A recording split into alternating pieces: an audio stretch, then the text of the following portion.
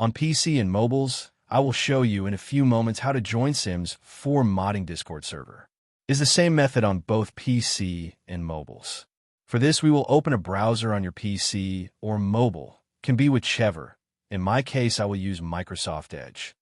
Now click on the URL bar and type this URL to be able to join this Discord server.